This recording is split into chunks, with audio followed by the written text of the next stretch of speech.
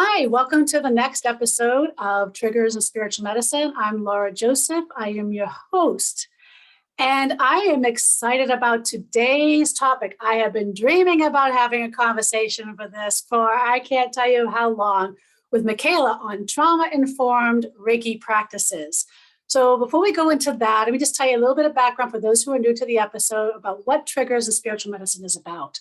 Our vision is to help break the unrecognized endemic of unresolved, unhealed trauma and to create sustainable systems of recovery, healing, and empowerment. Our mission is to help others rediscover the power that lies within and to find the buried treasure in the depths of their own shadows, in a sense, helping you to become your own superheroes. How does that tie into triggers in spiritual medicine? Well, there's a lot of intersectionality that we see in so many different things that cause triggers, that cause trauma. And one of the things that this program I want to be able to do is it's a collaborative program on bringing all these little interconnected dots, like a web, on how we can help understand the trauma infection that infects all areas of our life, including addiction, domestic violence, systemic racism, homelessness, sexual assaults, chronic health issues, cancer, environmental issues, climate change, and more, because there is a common thread that's tied through it all, right? And so by highlighting these infected areas, we hope that we share what's in common, a new perspective of solutions, healing, and resolution that we can birth, right? So I'm hoping we bring in experts in all fields, survivors who are also on the same mission to be able, or have had successes on breaking some of these cycles. So just to kind of give you a little bit of feedback, actually, let me tell you a little bit about our host before we go there.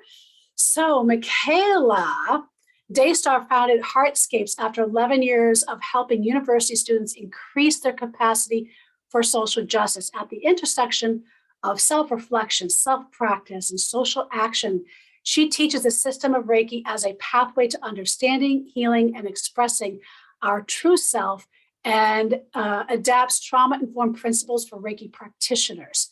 And she continues her studies of Reiki with the International House of Reiki and holds a master's degree in social justice leadership. So this is a very big topic for me. I know I first learned Reiki in 2005 or 6. And then things kind of changed, I noticed. And I noticed the more I learned Reiki, the more I was seeing patterns.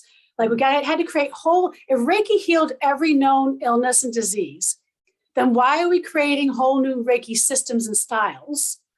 And also taking away from it being Japanese, because when I learned, when I added a separate teaching out of Kyoto, Japan, called Jikin and Reiki through the institute there, I didn't realize how much we didn't know in the West. And it made me really think about how much we don't know, but also as time went on, I started less and less Japanese influence in Reiki teachings, which to me is a huge problem, because if you understand the Reiki is actually built on the Japanese Shinto and Buddhist culture.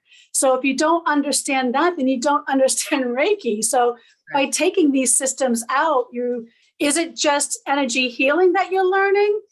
And, or is it Reiki? I think we have to separate that. I remember I sat in class one time and there was a psychotherapist who said, did Jesus do Reiki? My teacher said, which was brilliant, I wasn't there when Jesus was there, so I don't know what Jesus did, but if it wasn't Japanese, it wasn't Reiki. Yeah. So, and I have been doing this trauma work, and it's been very frustrating because I think we have so many well-intentioned, passionate practitioners and teachers, and even people who that are getting broken by the healthcare system that aren't getting the answers. But yet there's this intersectionality where we indirectly perpetuate harm and don't even realize it. And I know, like we had a conversation briefly about, we both published something on, can Reiki, what was it I said? It was, Reiki can do no harm, or can it, right? And, please welcome Michaela. Please let me know, like, how did you get involved? What brought you in connecting, doing trauma-informed Reiki? Yeah, thank you, Laura. There's so many threads that just connect with what you just said in this introduction that we could have, 10 conversations around. And hopefully we'll get that opportunity. But I love that we're starting with this shared, passion for, first of all, helping our community understand that Reiki comes from a specific time and place. It comes from a particular context, and that if we don't have that context in our mind, in our heart, and in our practice, then I'm not sure we can actually call what we're doing Reiki. And then this piece around confronting the fact that as a phenomenon in the world, Reiki as an energy can do no harm. It's what we are. But as a system of practice conducted by people with other people, certainly harm can be caused, because anytime humans are interacting with each other, you have that potential. And this was something that dawned on me over time. I came to Reiki through my own, as many of us do, through my own personal crises, my own rock bottom moment in my life, a moment when I was very open to help, to trying new things, to help myself move out of this place and start looking at, where I was hurt inside and operating, behaving from those places of hurt and brokenness rather than from my authentic self. And Reiki was one of several practices that came to my life at that time. And it's the one that really stayed with me for its, well, let me be honest. At first, in that time, it stayed with me because it felt like an easy way to help other people and to feel better about myself because I was helping other people. It was a way, I think we all do that, right? They say, just to start off with transparency here. I was working through a lot of codependency, and I can recognize now, right, almost 10 years later, that there was a certain way in which my codependency really snuck in there and said, well, if I can help other people, if I can heal other people, if I can be that healer for others and I can make them okay, well, then I'll be okay, right? Because I didn't yet know fully how to make myself okay in and of myself. And so that was, that thread has been a really important piece. And at a certain point, maybe 3-4 years into my practice, there were a couple of things that started feeling very uneasy to me. And you've already named them. One was the realization that had always been there in the back of my mind, that my education in Reiki did not include any context whatsoever about its Japanese origins. I knew it was Japanese. I knew that there were words we used that were Japanese words. I had no context for those words. And the story that I was told about where Reiki came from, how it came to be, just did not sit right with me.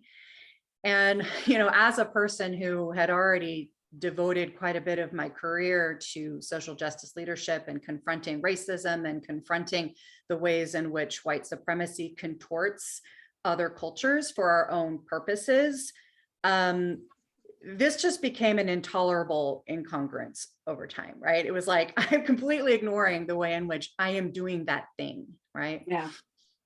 And so, that was the first piece. And the other piece was this concept, this notion that Reiki can cause no harm, which is a phrase that is used consistently throughout, my learning and throughout our community.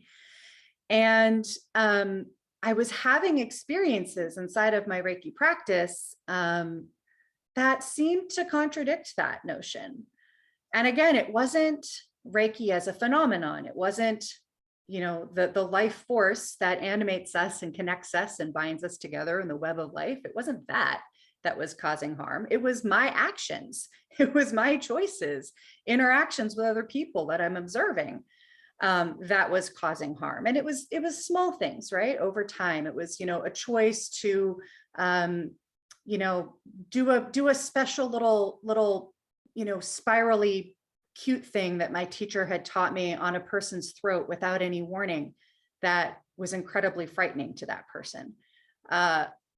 In retrospect, clearly I'm randomly putting pressure on the base of her throat, right? there's a potential for that to be very alarming, even if one isn't carrying trauma. Especially if you've ever been choked, which, I mean, so Exactly. yeah, we go into everything from trauma-informed consent, everything, right? Exactly. And so there was just these moments that seemed to be contradicting this idea that anything that happens inside of a Reiki session is for the greatest good and highest healing of everyone involved. It's like, is that true though? Everything that happens inside of every session, and if we just set our intention, then everything is fine. It just didn't sit right, right? Right. I guess it goes back to and this is something that isn't taught. Again, this is how we whitewashed Reiki, where Usui himself created a level he himself never obtained, so we can maintain the mindset of a student. And the number one thing that he taught his students and that he taught the people that he worked on was something as simple as the Gokai. And for those who aren't familiar with the Gokai, which are the Reiki principles.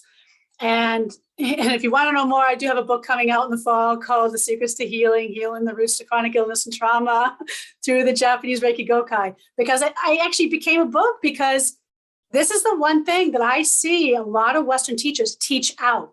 They teach it and then they don't understand. And I know, and I had to sit with it with myself. It's like you said, right? We did our own codependency, right? And I know for myself, it was like, well, geez, did I really focus on teaching that when I was teaching this style? And why didn't I? Why didn't I see it as a medicine, but I see it as a medicine now?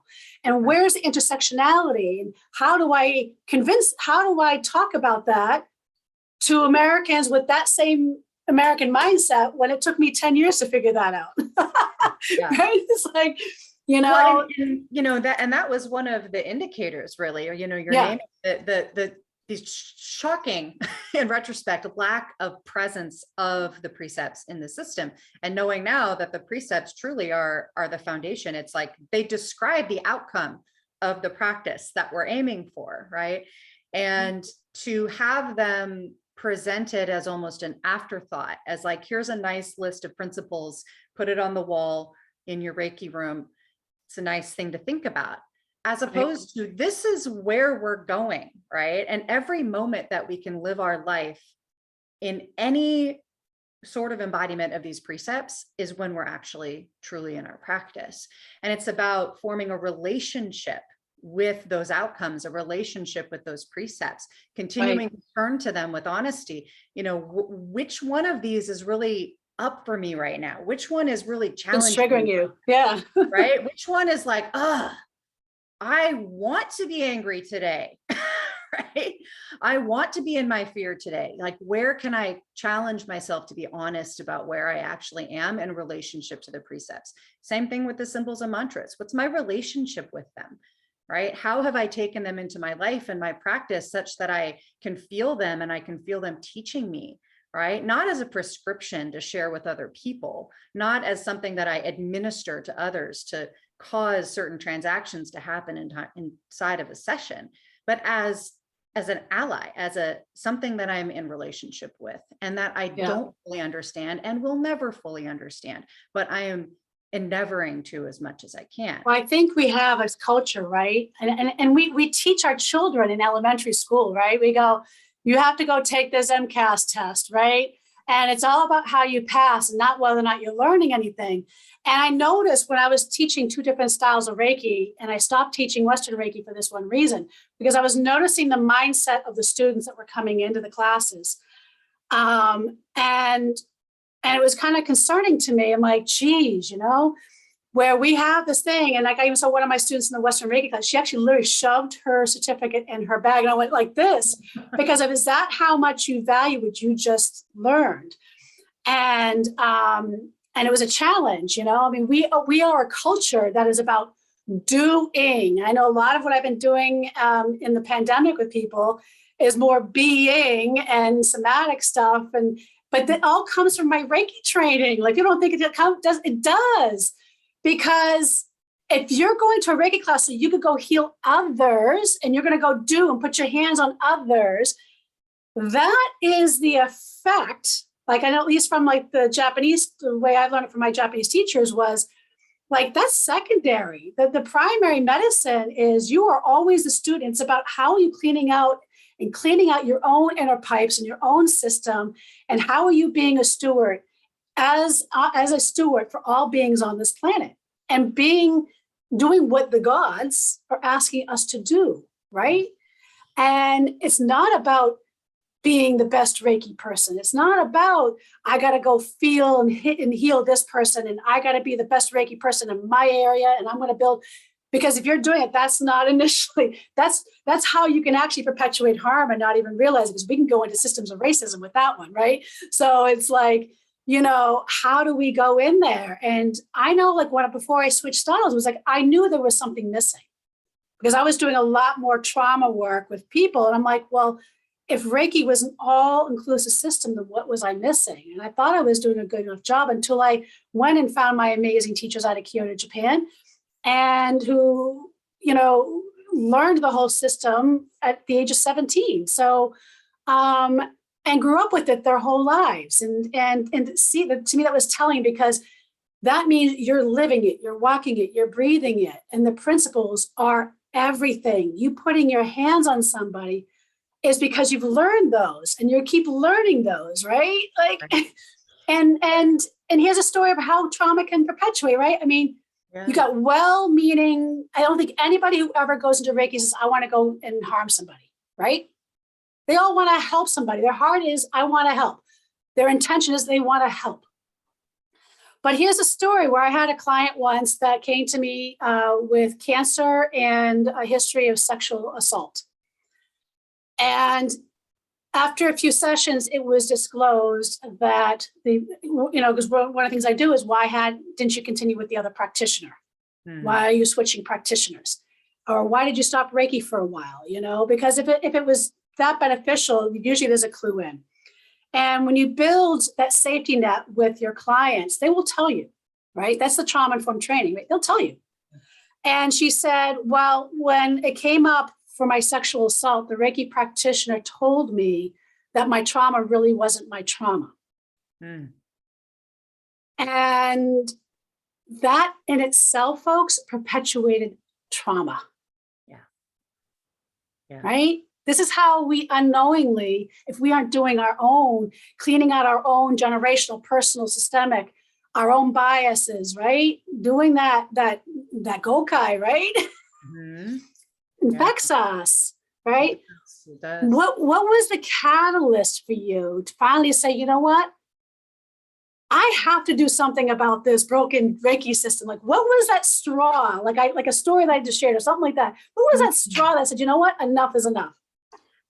Wow. I'm not sure that there was, there must have been a straw, right? Because it's a buildup of pressure over time. And I think for me, it was years of connecting dots, right? So having those early experiences of witnessing harm, of causing harm, having no context at all for understanding it, right? I'm doing what I was trained to do. Why is this person responding as if I've harmed them, right? No, I don't understand what's happening here, and there's no one who can tell me. And then later, through an organization that I volunteer teach with called Shakti Rising, they provide trauma-informed leadership development and addiction recovery services and overall magic for female identified populations. I've taught with them for a long time.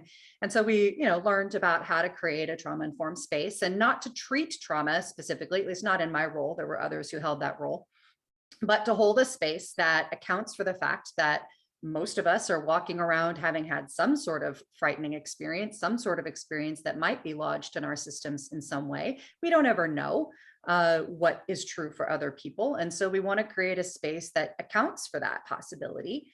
And that does so through certain mindsets, through certain practices, protocols, and, just ways of being inside the space. And so learning, how to do that in this other context, and, all of a sudden flashing back to these experiences I'd had in my Reiki sessions and trainings with fresh eyes, oh, I see what was happening there. I see the ways in which I was not holding a safe space. I was not aware of the fact that the person on my table might respond to something, and I didn't give them the opportunity to consent to it, for example. And then, choosing to incorporate those practices into my own practice. And then as I started to try to talk to other practitioners about that, becoming increasingly aware of the ways in which this new lens that I was bringing to my work really conflicted with certain belief systems, certain, ways of thinking and being inside of some Reiki communities. And it was baffling to me. I'd heard about things like spiritual bypassing, or like the toxicity of positivity culture, or, gaslighting inside of spiritual communities, but I hadn't witnessed it myself. I think I was just really in a fairly insulated community, just really, not interacting with a whole lot of other Reiki practitioners. And once I started saying, hey, here's some things that could be helpful to you as a practitioner, here's some things that I found that really seem to impact my clients in a way that causes them to feel very empowered around their own healing. Just simple mind shifts like, I'm not healing you. I'm holding a space for your system to do the healing it's already in action of doing. The impact that has on a person's capacity to be present in the space, right? I wanted to share that with other people, and witnessing the pushback, not universally by any means. In fact, by and large, the response was, thank goodness you're talking about this. I had no idea who I could talk to, the same thoughts that I had been having. And so I became aware that on the one hand, there was a great need and desire for these conversations, a great desire to understand similar experiences that others had had to myself.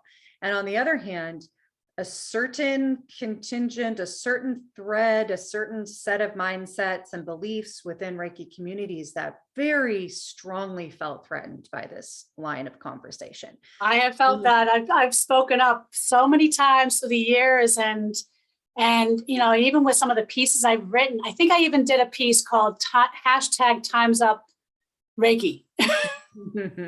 Because it was really trying to be an invitation to look at some of those hidden biases, while also offering a way for those seeking a trauma-informed Reiki practitioner questions to ask to make sure that they're the right practitioner for you. Laura, I feel like I'm mirroring you like years later, because I just published a video for clients, how to find a trauma-informed Reiki practitioner. Here's a checklist of questions to ask.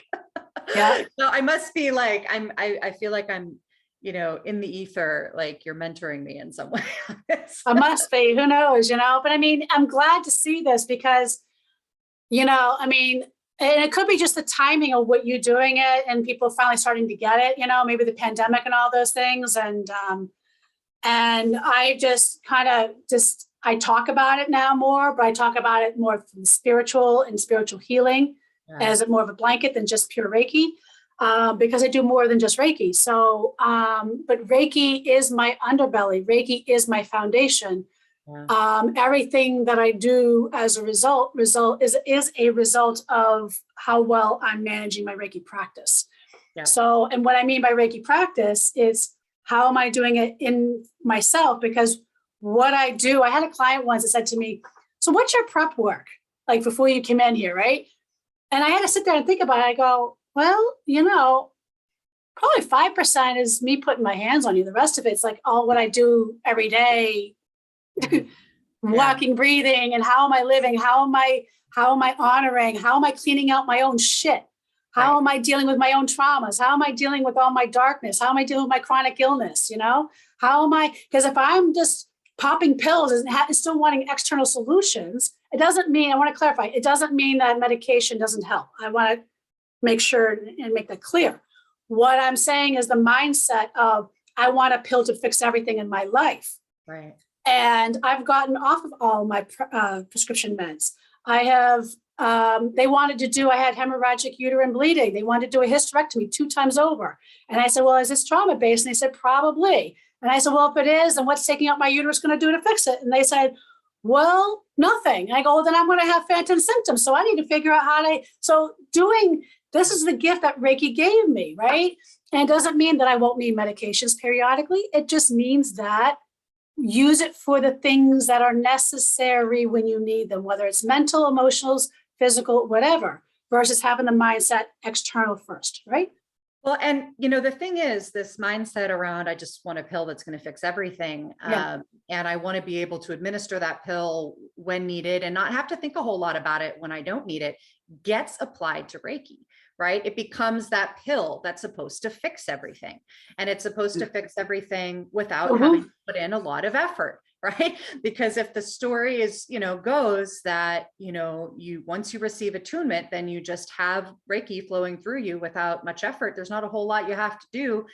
Get grounded, put your hands on people, and then you're administering the pill, and then you go on about your business. And this is an exaggeration. Like, I don't think most practitioners really believe that there's nothing else that you have to do, right? So I'm exaggerating that perspective a little bit, but there is a bit of this, you prescribe it like a medication, you administer it, and then you go on about your day.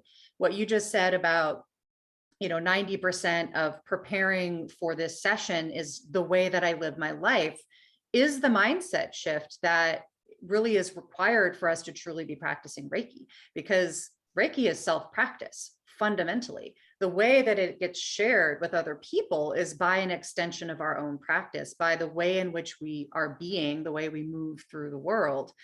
And laying hands on people when there's trust and safety will always feel good, will always elicit some form of the system relaxing a little bit, responding, the immune system kicking into gear, the oxytocin starting to flow in the mind.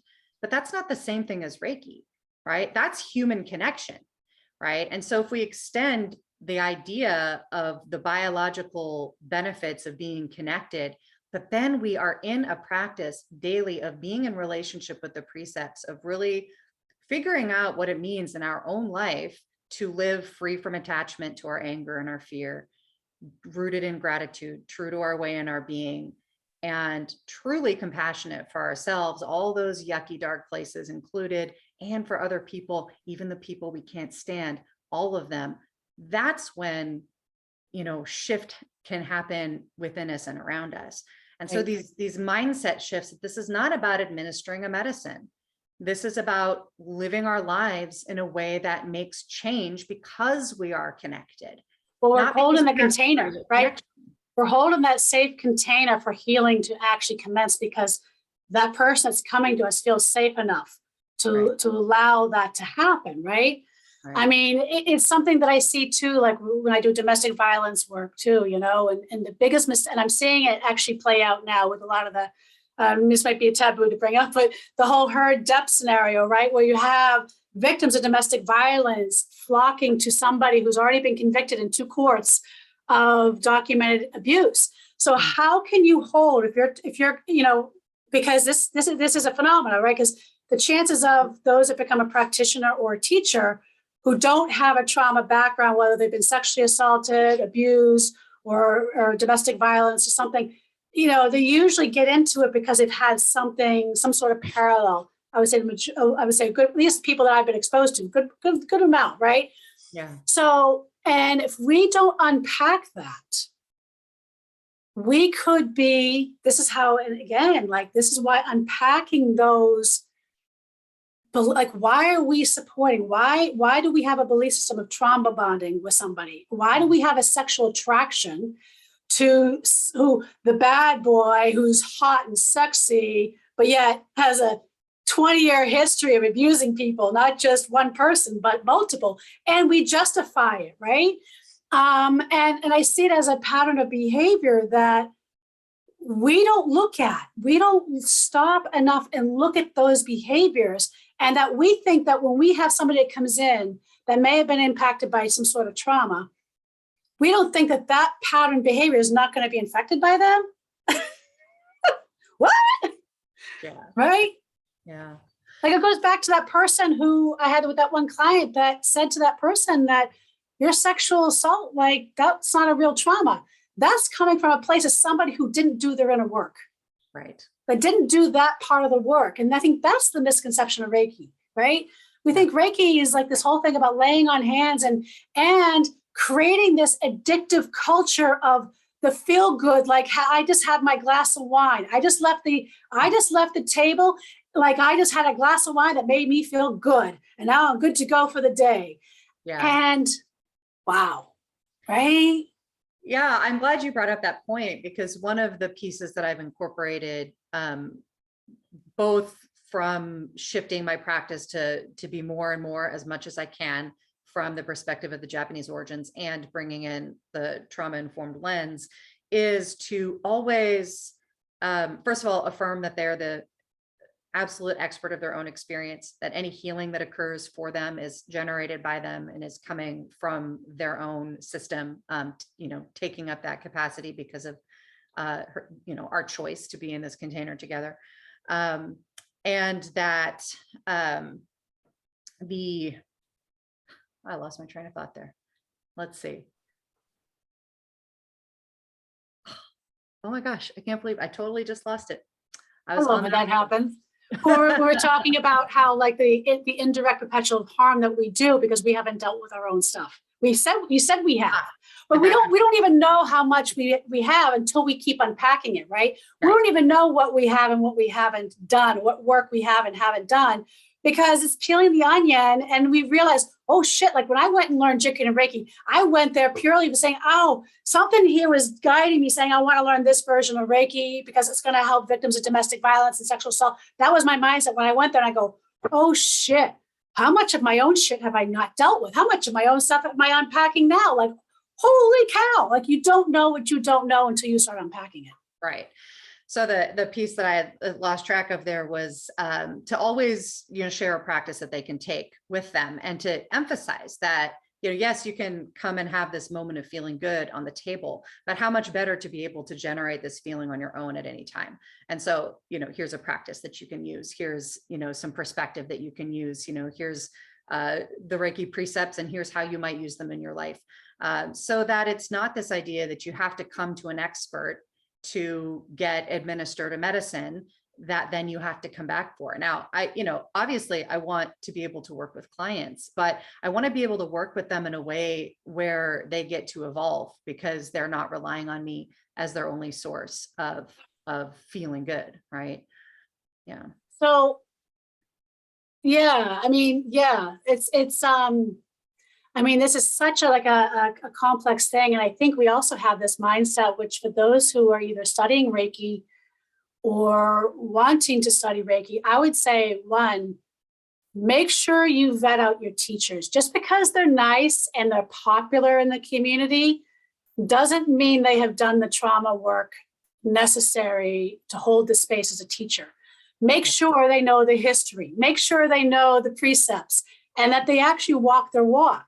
Because if they're not, no matter how good of intention, this is where the indirect harm, right?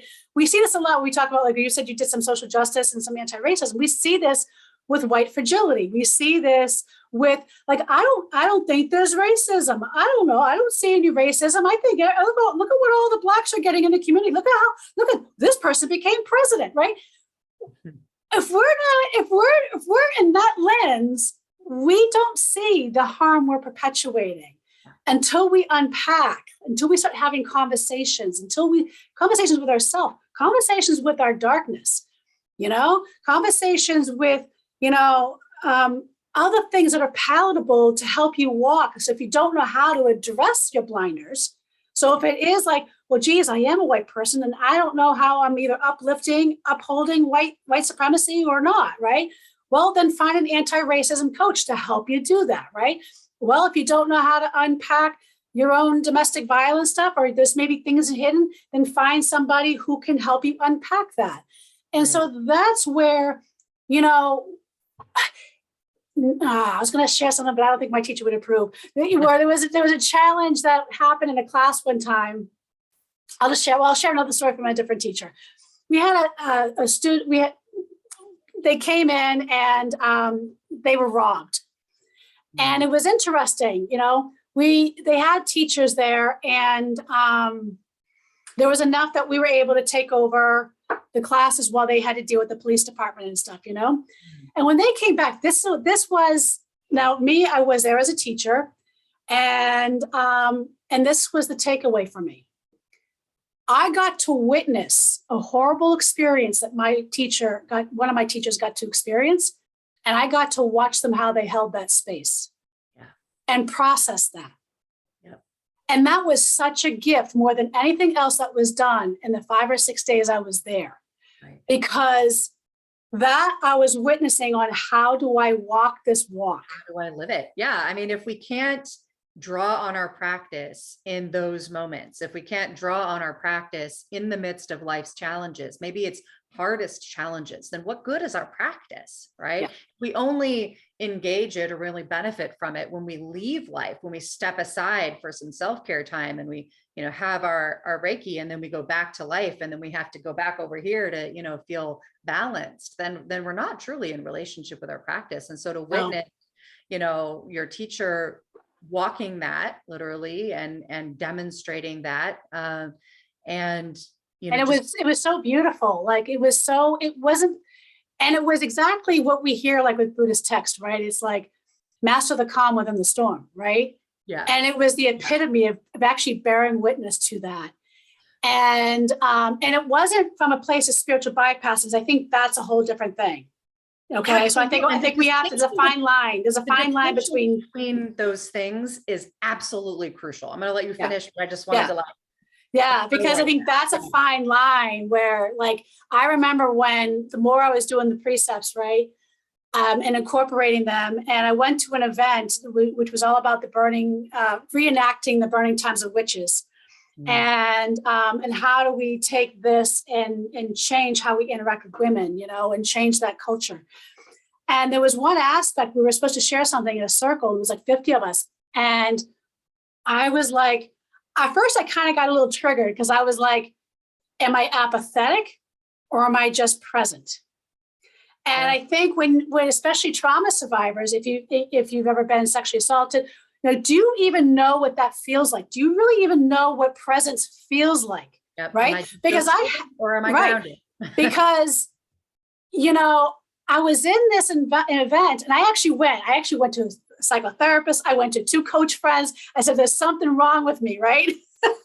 I said, because I was like, I should have felt something. And each time we would rework things and said, no, it was just for the first time you actually got to feel what presence felt like, which was devoid of emotions, versus spiritually bypassing and detaching from emotions, which are 2 completely different things. This is really critical. And I want to share a story related to this, because I think this distinction that you're bringing is so important for all of us, but particularly when we think about understanding trauma through, this practice, is that one of the things that I became aware of when I was in this period of personal crisis that eventually led me to Reiki was that I was dissociating when something would be emotionally hard. I remember sitting in, interviews with my child's therapist where I was getting very alarming news and having to make really difficult decisions and just being totally gone, like not able to make the decisions, deferring the decisions over to other people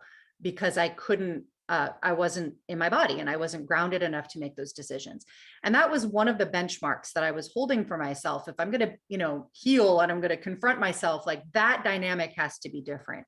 And in those moments when I started to realize that something emotionally upsetting was happening, but I was able to make the decision of what the next right thing is to do, it was this powerful realization of change, right? Of like, there is something different about how I am moving through the world. And this was much, much later. And this was really after I had began practicing in the way that we're discussing, right? It didn't come from those original, it was supported by those first years, working in Reiki in the way that I used to. But this really began to be true. Can I just say, because for those who, I just want to add, hold that thought, please do. Because I just want to say, for those who are listening, who practice Reiki or who teach Reiki, this is an important distinction because we already came to these and we're sharing these things, but we came with training behind us. We already had training. So if you're experiencing these things and you have no training, please refer your client to another Reiki practitioner who is qualified, because, or else you could be committing harm unknowingly. Intention is only part of it. Absolutely. Go ahead. Yeah. I just had to say that because I think that's another distinction. Like, people are going to watch us and say, oh, but they did it too, right? But we also had certain like training behind us that helped us to filter what those next steps were. Exactly. Most people that don't have that. Yeah, it was this alchemy of understanding, first of all, that I was dissociating, right? Because when it was happening 10 years ago, I didn't know what was happening. I just knew I couldn't make a decision in an important moment, right? So yeah, it was that combination of receiving training to understand what was happening in my body and in my mind, and what to do about it. And then layering on practicing Reiki from the perspective of, this is an internal practice. This is about confronting and working with the fear that exists inside of me, because that's what it was. It was just this profound fear that I wasn't aware of and did not know how to deal with. And so, again, back to the idea that the purpose of the system of Reiki is to live as an embodiment of the precepts. And so once I began to little by little embody, just for today, I worry not. And just for today, I'm not attached to this sensation of fear that's there to show me information, but it's not there to bypass my system, right? Once I was able to put together the pieces between what we know about what trauma does to the brain and to the body, and the connection between the two, and what Reiki is intended to get us to, that's when these shifts started to happen, where, like you, I was like, oh, I'm in an emotionally upsetting situation and I'm present. And is this a problem that I'm not feeling a whole lot of fear right now? Am I apathetic now? Like, did the pendulum swing the other way? And the difference, the cue for me was, I am able to make good decisions, and I was not before, right?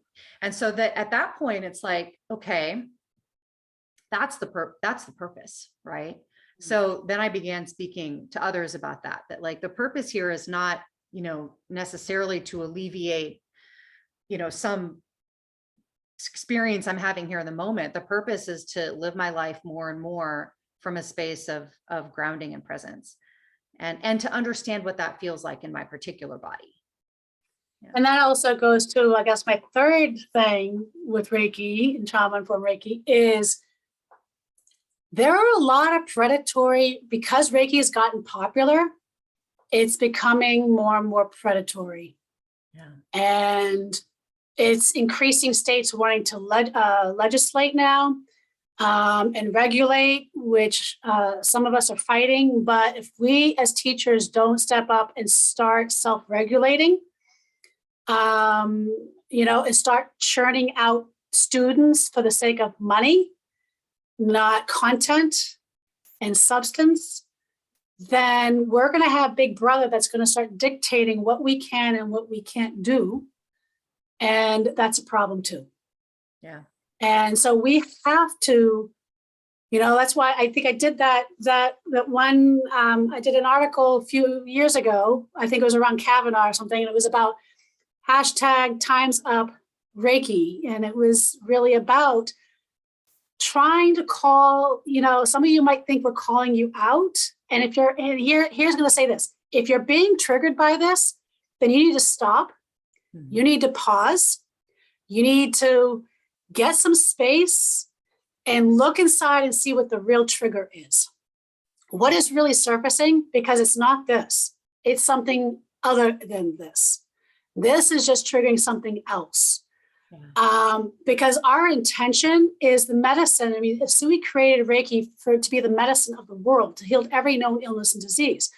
But if we water it down, if we start changing it and making it because it has to be ours, first of all, stop calling it Reiki when it's not Japanese. Okay? Because it is going to cause, when we get regulation, it doesn't mean what you guys do doesn't work. It means that if it's not Japanese, it's not Reiki. And it just means that this is where language, kododama, words have spiritual power. Language matters. And if we're going to, chances are going to get regulated, then we have to make sure that the Japanese teachers I have are very particular about the languages that they use. And they're very particular because they don't want any misunderstanding that we have seen happen over the last 30 years of Reiki. And it's hugely important. And, and if you are triggered, seek out a trauma-informed Reiki teacher. Okay. Make sure you vet them out. Okay. You may not resonate with me, and you may not resonate with Michaela. That's okay. Find somebody who you do resonate that actually has the background, the training, and the knowledge. And that is so important. Can you share? I feel like I got to do this in 2 steps. One, share 3 things. What's your top 3 tips for somebody who might be like a victim of sexual assault or domestic violence or even medical trauma? I mean, the trauma is different ways. Of 3 tips that you think that they need to know to find a Reiki practitioner or teacher. Let's start there. Yeah. Some of the questions that I encourage people to ask. I mean, first of all, is your potential practitioner open to questions, right? Because I've run into teachers who aren't particularly open to having a conversation before booking a session, right? And so how open and communicative is this person? I think that would be number one. If somebody isn't willing to jump on a phone call and answer some questions, or, controls that conversation in a way that delivers the information that they want without allowing you to really ask your questions, that would be the first red flag. So find someone who's open and willing to have a conversation ahead of time, in whatever format that works. And then in terms of what questions you're going to ask in there, one of the critical parts of experiencing a trauma-informed space is that you're given choice and the opportunity to consent to what's happening to you. And so what that looks like inside of a Reiki session is a person explaining what is going to happen, explicitly asking for your consent to be touched, presenting touch as one option, but not the only option, presenting the idea of receiving Reiki with or without touch as equally good, equally normal, right? We don't want this sensation that, well, touch is normal, but if you don't want that, we can adjust, right? We want to feel that Reiki is flexible. And if touch is not the right thing for you today, then that is perfectly normal and good. I actually have a rule of thumb with my clients. If I know ahead of time they're coming in for some sort of trauma, 9 times out of 10, I don't even put my hands on them until the 3rd session. Yeah, I don't. I mean, everybody's different, but I mean, typically, because I may do a little bit here or a little bit there, but my thing is I need to see how they're processing things. Right. Yeah. And it's like, there's kind of 2 different scenarios there, right? Like a scenario where just anybody's coming to you and you don't know what they're walking in with, right? So then you have protocols that are applied to everybody evenly. And then there are situations where somebody has disclosed and you do know that they're coming in, or perhaps they're wanting to specifically work through some trauma with you, right? And so then those protocols get taken perhaps to another level. And that could be something as simple as, because those of us who do trauma work with Reiki, I actually have a separate booking link and a separate intake form for people to fill out. So that's an easy way to discern people who are actually focused on that area too, right? Absolutely. Yeah. Just on the website, right? Is it discussed, right? Is it named? Is there a way in which you can begin to disclose information if you want to before even getting into the session? And then the third thing I would say is, are the various elements of the session disclosed to you ahead of time, and are you given the opportunity to consent to them or not? Oftentimes people will bring in, elements into a session because they feel good to us, right? We create the structure of our session based on what we feel is beneficial, what we would enjoy, but we can't assume that that's going to be true for everybody, right? And so something like including scented oils can be profoundly triggering if the scent that's being presented is somehow connected to a trauma that we've experienced. Having an eye pillow put on our face without awareness, without being asked, without knowing that it's coming, can be profoundly scary if that, pressure on the eyes and sudden inability to see just comes out of nowhere, right? Yeah. So yeah, thirdly, are you, is the person going to walk through all of the elements that might be included in the session and give you the opportunity to consent to them or decline? I mean, And you'll find, because I mean, I had one person that came to me once that, I guess it's just out of habit, right? When I said, so what was your last Reiki session like, And they said, oh, I laid on the table, they put their hands on my head, and they brought through my dead grandfather. So here's the other thing, folks. Again, it doesn't mean what they received wasn't beautiful and wasn't wonderful.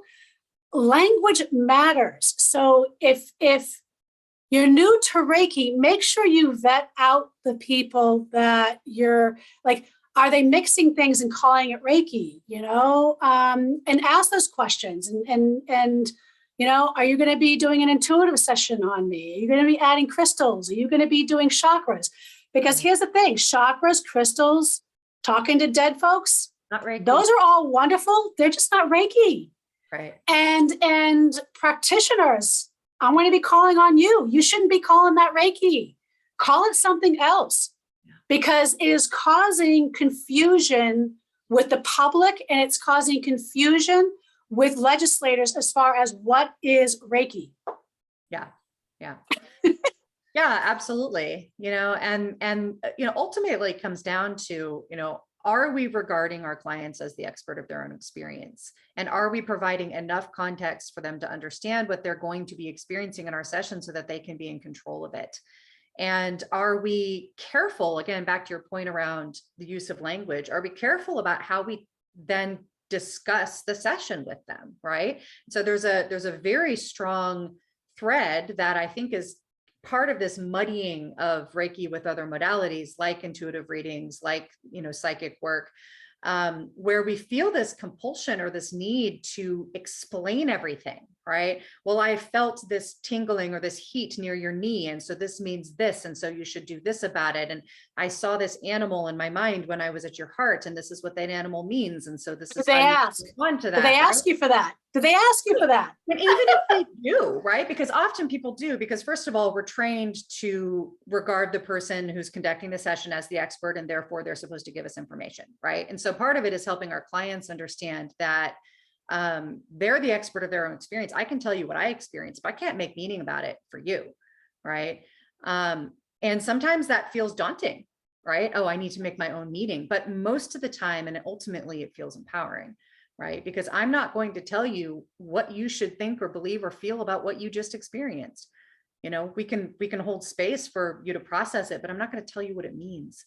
And, again, I think it gets really muddied when we're not careful with how we talk about it. And then you take that down the line a little bit, and all of a sudden we're telling somebody that their trauma wasn't their trauma, right? As in your story, right? Because I can tell you that one. About your experience. Yeah, I can tell you that one. And then when I tell you another story that happened that made me, well, I'll tell you another story. And then I want to go into 3 things for Reiki practitioners and teachers. Yeah. Because I had somebody who was doing a Reiki share, and there was a woman that had come. I hadn't seen her in several years because her teenage son had overdosed. And it was a beautiful moment. She said she's finally ready to get back into the Reiki field. And I was so happy that she came to the Reiki share. And for those who don't know what a Reiki share is, in my Jikin and Reiki training, we call them Reijukais. And Western Reiki, we call them Reiki shares. It's basically where we get together as practitioners, where we get to share, we get to practice, we get to ask our teacher, questions and things like that maybe you need some clarification, those type of things. Okay. So there was a new student that showed up that I had never met before, and it was a white male, who learned from another white male teacher. And he was instructed to basically put his hands on her head. Without permission, he put his hands on her chest. Mm-hmm. I noticed immediately a change in her breathing. And I asked her, I said, are you okay with his hands on your chest? And she said, no, thank you for asking me. And it actually traumatized her so much that she didn't come back for quite a time. Yeah. And because this man who thought he was helping, and I had to sit with him and explain to him why what he did was harmful, and in a way that he could hopefully receive it without feeling like, because that's the other component, right? So without feeling like he did something malicious, right? He committed harm, but it wasn't malicious. It wasn't with intent, but he still committed harm. And, but it was a traumatizing thing. So you have to know your boundaries, and especially with intersectionality with sexes, especially, especially men, I think have more of the burden than women. Yeah. Some women don't even feel comfortable with a man touching them at all. So if you do go to these Reiki shares or share things, you always have to ask the person you put your hands on if they are okay. Are you okay? I'm going to put my hands here. Are you okay with that? Yeah. If not, just let me know. Okay. Because in creating that safe environment, and I think with the Reiki share, there should be protocols, by the way. Whoever's running the Reiki share should have protocols in place and rules. Yeah. There were rules set for that Reiki share that happened, but he broke those rules. Right. Right. So, but you were the one who then had to respond, right? The person holding the space didn't necessarily respond. I was the one I was the one holding the space. So I had to respond. So you did. Yeah. So I had to address both. It became a teaching moment for both. Yep. That male practitioner never came back. So I think my questions now are like, what are 3 things that, if you had to give 3 tips right now for Reiki practitioners or Reiki teachers to do right now to become more trauma informed, what would they be? Is it okay to share a story to help that? Because the story you just shared really brought something up for me that I feel like I want to put into this space. An experience, not specifically a Reiki share, but a gathering of folks who did various modalities. And there was a man there who was wanting to demonstrate what he did. It was an energy medicine form of some sort, not Reiki. And so we were, a group of us that had come for this demonstration, primarily women. This very small, very beautiful earthen chapel that my friend built in her backyard for this kind of purpose. And it was a male practitioner, and my teaching partner, actually, who's also male, he had volunteered to have this practice demonstrated on him. And so the man is going through demonstrating this practice, room full of women observing. And, similar to Reiki, he's moving his hands through the body, and he gets to the pelvis. And as he's just describing what he's doing, he puts his hand right down physically on my partner's crotch. Like if he was not wearing pants, he would be holding his penis. And you could just feel the air suck out of the room. Like every woman in that room was like, this is what I was thinking. I would imagine there were many others thinking this. Thank God I didn't volunteer to be on that table. Right. And then we just carried on as if nothing had happened. If I was there, I would have been like, get your hands off. Right. And don't you ever touch me or another woman ever again. That would have been my response. Like, how dare you do that without permission? Exactly. And the thing is, for me, I was in this, I went into this contracted space, right? I went into this frozen space. I was not going to speak up. I couldn't in that particular moment. So I asked. A lot probably didn't, right? A lot of probably feeling the same way, and nobody wanted to speak up because nobody wanted to offend anybody. Exactly. I'm one of those disruptors that I speak out. So. So this is part of where I'm getting to my first tip here, because I spoke with my partner afterward. I said, well, what was your experience of that? First of all, was I correct that there was physical touch at that part of your body? He's like, yes, there was. How did you feel about that? Well, I thought it was a little odd, but I guess it didn't bother me. Right. So here's a person who is not holding trauma around that kind of action, did not have a response that was problematic, but it also did not occur to him that this room full of women might have had a different kind of response. And so my first thing that I would ask us as practitioners is to be aware when we have a certain amount of power to advocate for something to be better. Because as the only other man in that room, his voice mattered. And if he had been the one to say, hey, maybe even privately in a separate conversation with that guy, hey, this happened, didn't really bother me particularly, but just something to keep in mind if you're, if this is like normal for your practice, like it feels problematic, whatever that conversation looks like, right? So when we are not the ones who are triggered, we have a power that the people who are triggered do not have. I couldn't speak up in that moment, but he could have, right? Because he wasn't afraid in that moment, right? So use your power to speak up when you have it. If you have the privilege of not being impacted by something problematic that's happening, but you notice that it's problematic, speak up. Well, and here's a second example, because I helped a colleague of mine who went to a Reiki retreat with an international Reiki teacher. And he was gyrating and making jokes about his underwear and who's going to come to his room. And if you see the underwear there outside, I mean, really graphic details that 4 women walked out of the retreat. And here's the thing, because I'm going to hold, because I know some of the people who might be listening probably know exactly who I'm talking about, and still allow his teachings to be admissible in a lot of the group spaces. And you don't understand, when you're aligned with that teacher, that sexualized predatory behavior is being taught, whether known or unknown, in your classes and in your events. And until you do something else to change it. So I'm calling you in to change that culture of behavior, because I have spoken to some of you and I've even offered some free stuff to help you with transitioning, and have yet to take me up on it. So holding it up to you guys. But this is a problem, because this is somebody who's internationally known who perpetuated this harm, and thought it was no big deal. Right. And yet some of us turned a blind eye and continue to want to use his teachings.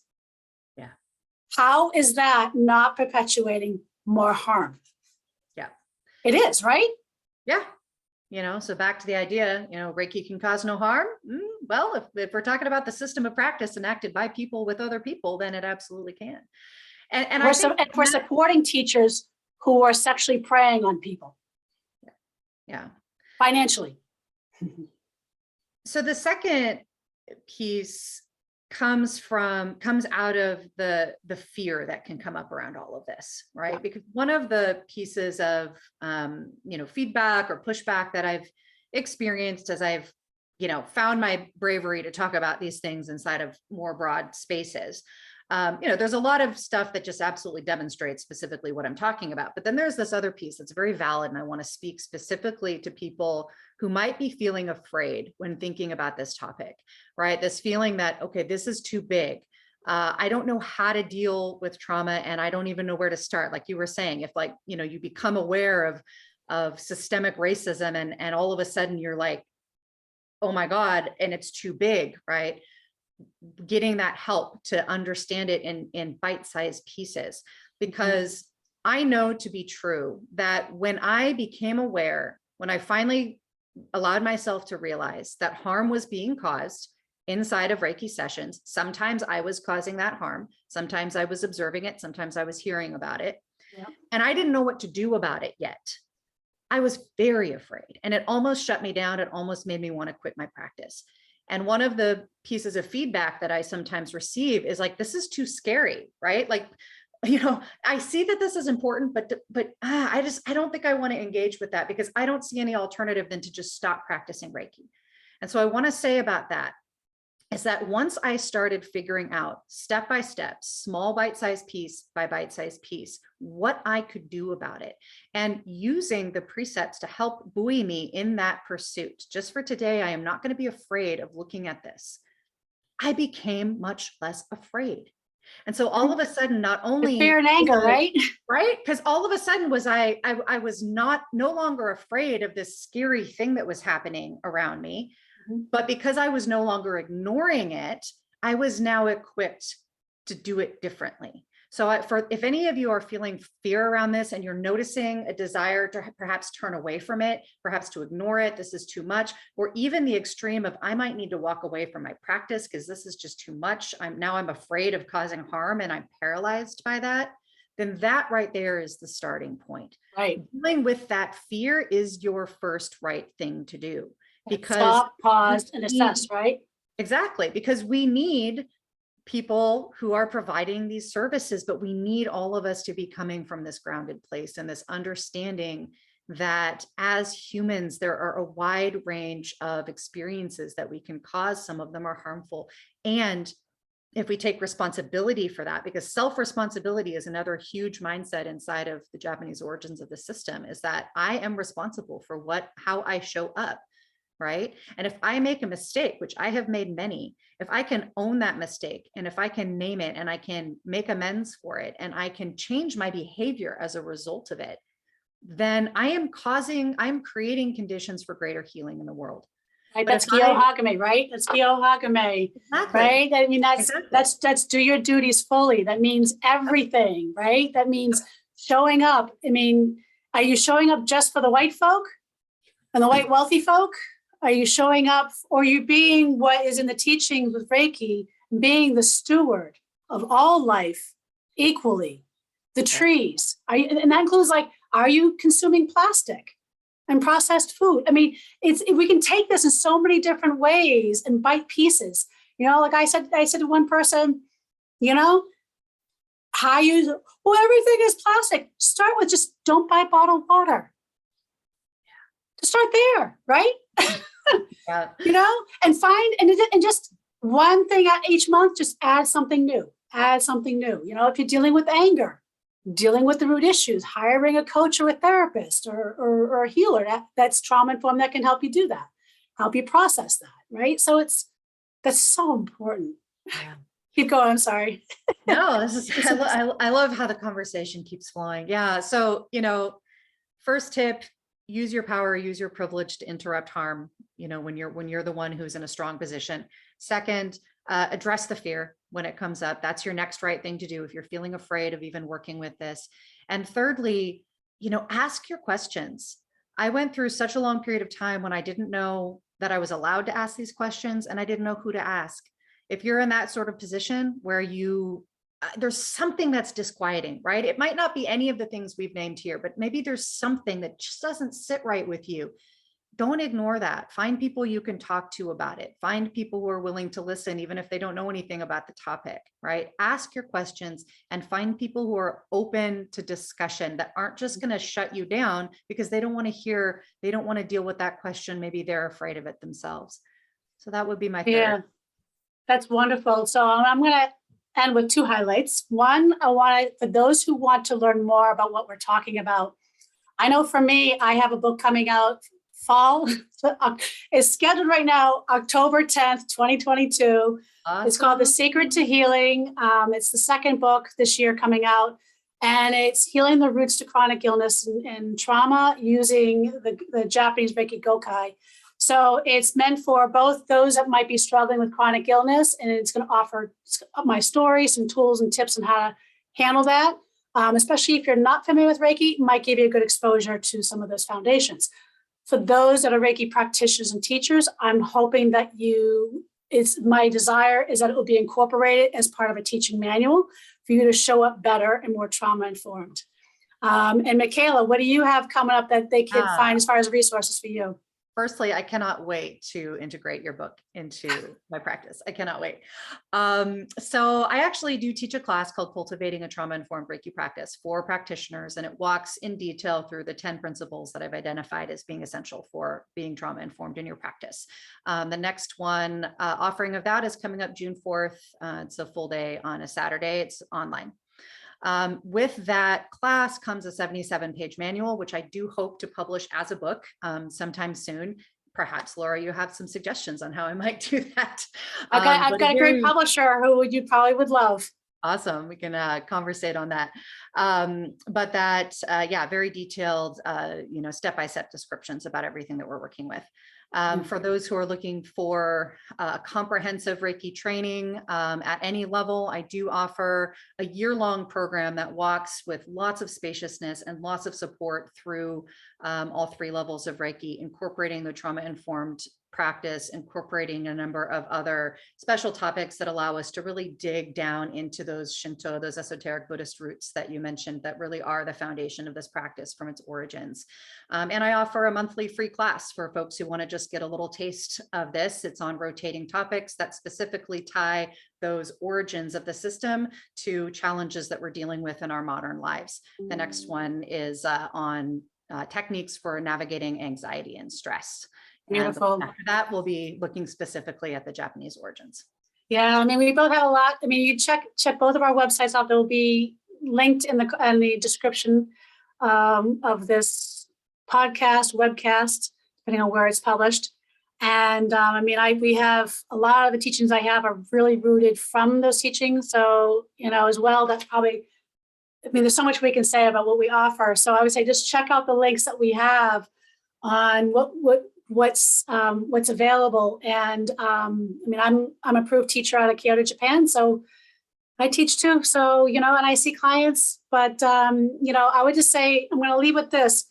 One, if you're dealing with trauma, or you're an organization that is looking to bring more of a trauma informed approach, we're both available for trainings. And but also look at the roots to your teacher, ask them questions, ask them. You can tell a lot about the teacher or the practitioner, just something as simple as, what do they do every day?